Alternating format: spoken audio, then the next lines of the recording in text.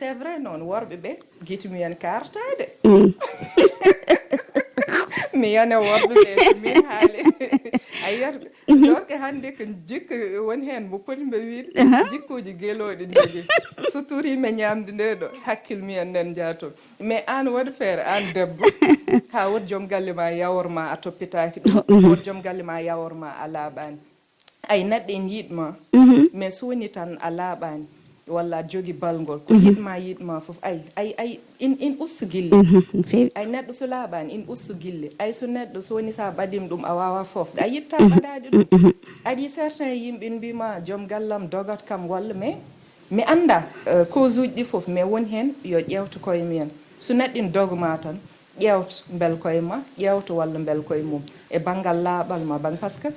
hande sa are joom suudu ma ina waɗi balngol a hulat haalande ɗum par ce que sa haalni ɗum wonta probléme walla ko way noon feccere hen kulat haalandem donc an foti ƴewde ko ñaldata ko mi wiyani hay sa naati wañde mais ko ñaldata ko takkusan mawɓe en joguino takkusan sa lootim subaka fini a waɗi ko mbatta ko ha paari kihiɗo jogui wuttima takkusan nden so takkusan yoni ƴewta goto foof ne ñanti en uuri ko weeli a faami hatta kadi sa are lelade noon natirta lootoɗa ha ɓandu ma laaɓcar mbaɗa préparé ay wonko gandanɗa hoorema wona bolli puyɗe pourquoi wona bolli puyɗe kadi fotani wonde sujet tabou mi yaadani kadi jafɗen e internet o hande sujet ji foof ko sujet ji virgule ni non enen mbawi findinde taw kadi en bonnani woni hen gueɗe so ɓurti tan natti wonde findinde ko bonnude mais e nder dewgal ko hunde fonde jangguede ko hunde wande importance nde tawno ɓiɗɗo barkinɗo ɗon jibinte pour ɓi barkin joom galle ma weltoto hande somo ari min mi toppitaki hooram mais comme deeƴɗo mi ala probléme mais mi weltinta joom gallam mi ƴewta ko welɗum mi toppitta ɗum ko zéro wonata alay saago gona toppittoɗo ɗum gona toppittoɗo kadi hoore ma surtout kadi e banggal laaɓal surtout kadi e urde ko weeli surtout kadi debbo woto jogo façon goto tan kadi hande ko ɓuuri ko hen hewde koye internet janggaten feccere tottiroɓe internet o hande ganda haydara hande neɗɗo wima hutor astuce naggam mbaɗa astuce naggam taw ko danger moƴƴani neɗɗo jooɗo wima ni mbatta hewɓe hay jafɗa mi arta hay ndefuji woni hen natti defde janggani ndefuji internet janggi composant ji batteɗi e ko rendinte ko taw moƴƴani addan men probléme aji mbaɗi mo heewi neɗɗo ina wawi fewnude ha feewa taw ina waɗi simple kadi ina moƴƴi par ce que cellal woni neɗɗo kadi yimɓe rewɓe ndento ƴetta koye men tan ina mbaɗa piqué elle mbaɗo piqué guertogal hunde foof mbaɗa e hoore ma pour hoɗum weltinde gorko sa rafama o woppuma ɗon o ƴewoya goɗɗo ɗum ko probléme hunde foof en mbaɗate koye men ko kutortoɗen ko noon addan men rafi taw en tinani hewɓe gonde infection taw ganda en gonde infection hewɓe gonde probléme aji taw ganda hayso wona ɗum ina yaha changement en debbo changé debbo e en mbawa rewde hakkude e ɗum ɗon foof ko probléme mbaɗi mo moƴƴani woni leɗɗe taniraɓe wonɓe ɗo debbo ala ko ɓuuri yarde ɗaɗi ceppo oɗo aɗa yar ɗum ala ko ɓuuri ɗum e debbo kosam mbaɗa hen seeɗa lamɗam kudduma juumir jara ɗum hadma lelade ala ko ɓuuri ɗum e debbo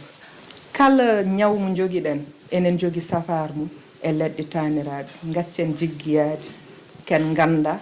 ken gandana hewɓe ko nombre de vues cohli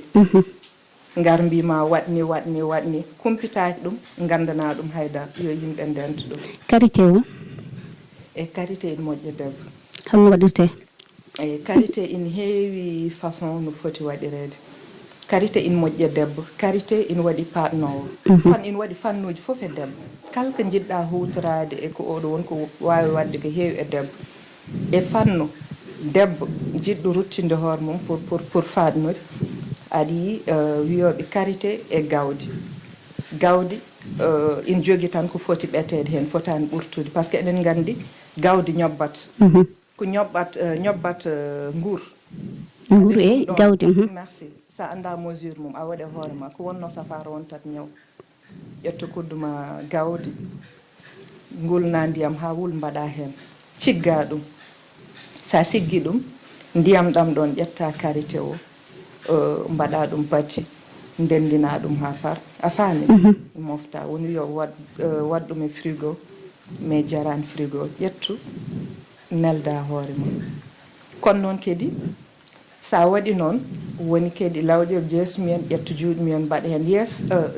debbo waykin goddol aɗen goddol ma nandata feɗen ma lawƴe hen moƴƴani addat probléme aji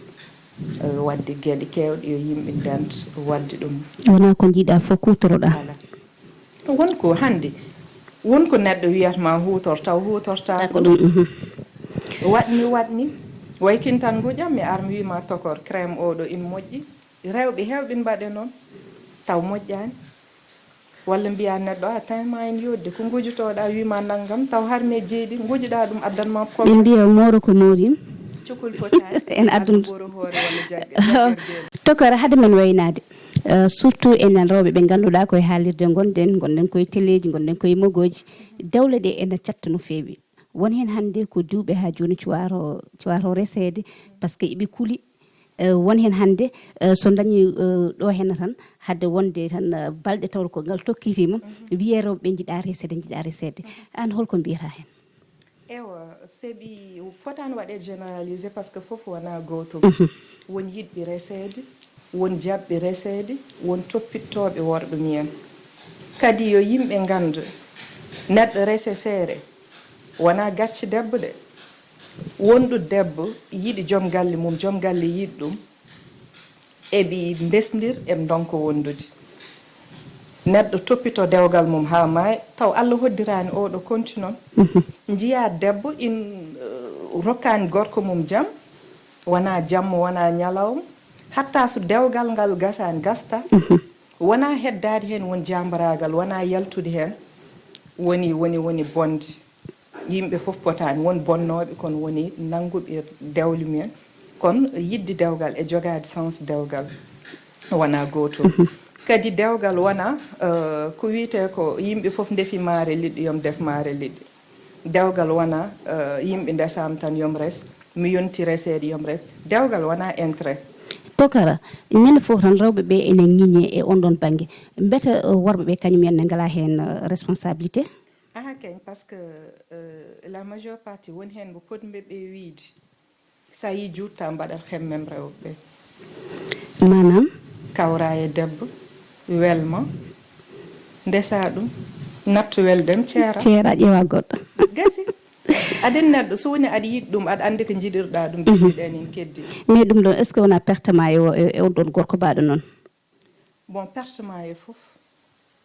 hay debbo so ɓooyi mbaɗa sikki tan rewɓe kuladde non debbo gonduɗo e hakkille mum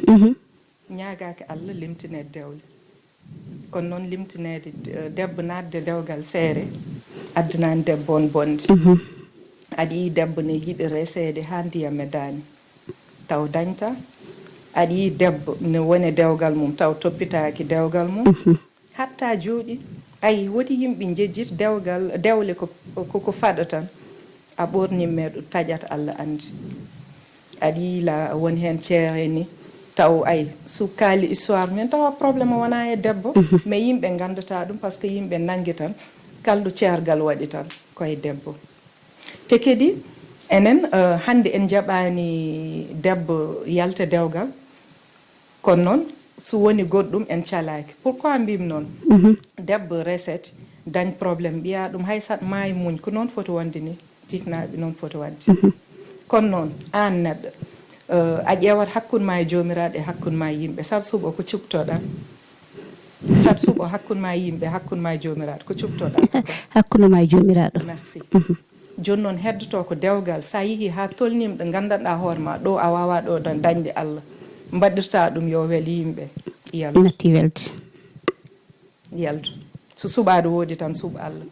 par ce que hande sa andi ɗo som continue natti fewde walla gona e dewgal aɗa yaa aɗa woɗoy ko Allah yiiɗa annam seeɗa walla gona e dewgal aɗa fijoy ɗum ɗon hay yaltude hen ɓuuri e waddi kadi yimɓe fof potani woni yiɗɓe resede in jooɗi kon ngala sens dewle ko yimɓe nduwan ɗumen tan dese yo Allah wallu yo Allah suuro en eywa ko wona ɗum ko tokara vraiment mi weltima no fewi nde won noon hayso ko mintaji ɗiɗi so neɗɗo rokkima e temps muɗum aɗa foti yettude ɗum jarna ɗum mi weltima no fewi vraiment kadi yewtere nde waɗi fayida no fewi jamma ma gadano e dewgal ma on ɗon jamma ko kulol nangguno ma walla ko beelama nangguno ma ñalawma ma gadano mo nannoɗa suudu eyi noon tigi toko dewgal ko beelamma dewgal ko beelamma par ce que aɗen parfois yimɓe mbi yimɓe dewli beelani dewgal so welani holko welata yimɓe yiɗodirɓe so gondi poti ko weltade waddi premiére jamma mbiyam ko beelam pourquoi ko beelamma neɗɗo foof ñaagui Allah ko resede ewa a ñaaguima Allah resede a resdire mo jiɗɗa a yettat Allah ko weltare ko weltare ko noon tigui mbiyete ala hen ko ganduɗa ko déception ko ganduɗa hande aɗa wiya sunno mi andino e dewgal ma gadana a nimsani hen haydara eyyi bon nimso wodanani neɗɗo nde tawno neɗɗo jogaki programme mum ko Allah jogui programme uji foof handi kalkaɗ natir saabi Allah kalka tawma hen kadi andu ɗum woni destin ma neɗɗo hulta destin mum kadi mi natta bet calcul so weeli walla so mettino kalka ari tan mbeɗa faadi ɗum nde tawno ayi sa heeɗi miijo ñamde nen ara harat sa haari miijo heege nen ar kalka ari hen tan miijo contraire nde tawno aduna haydara welani kadi haydara a wawa wadde programme nde tawno innamade woppide hoore ma tan e jomiraɗo ganduɗa tan ɗum a naatiri saabi Allah kadi ko natirɗa ko saabi Allah a soynotake hen beelam tan par ce que wona foof weeli wona foof kadi metti ewa yaade o e ba hande wel jangga metta mais foof ko yetta Allah kadi neɗɗo hulta destin mum kalko Allah fesetinima rek